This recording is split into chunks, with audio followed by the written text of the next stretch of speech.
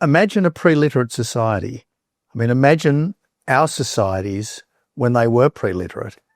They were vastly less good at everything.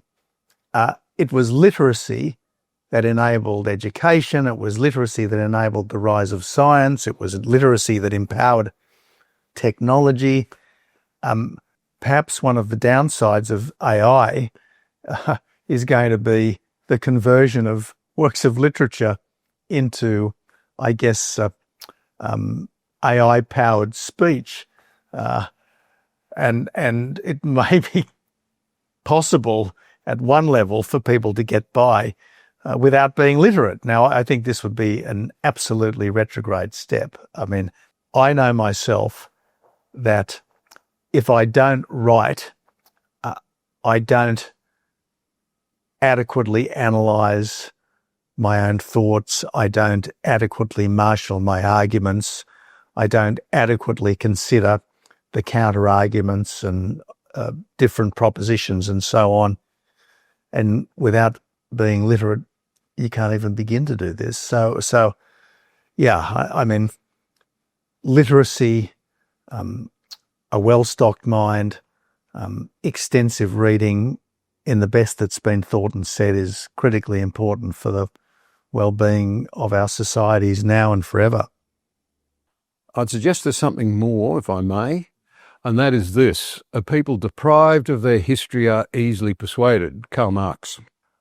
And it's unsurprising that the cultural Marxists who now abound in our universities and whose ideas have permeated our education systems want to abandon history or distort it.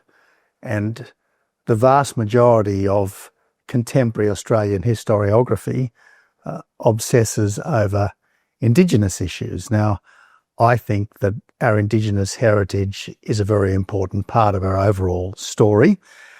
I say in the book that the three pillars upon which modern Australia rests are the Indigenous heritage, the British Foundation, and the immigrant character.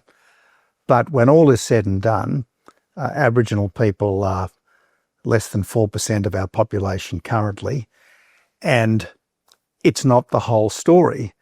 Not only is it not the whole story, but the story of Indigenous Australia is not all a bad story.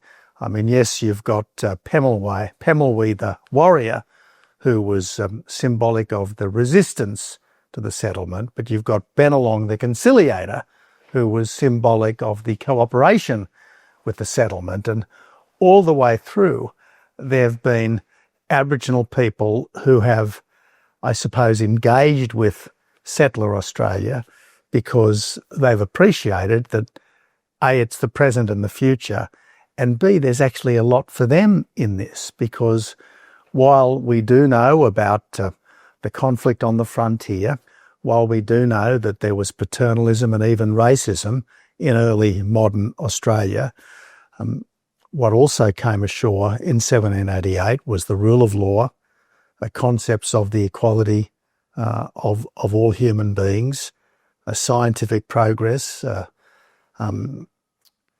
modernity came ashore in 1788. And in the long run, that's been very good for Aboriginal people as well as for everyone else who lives in modern Australia.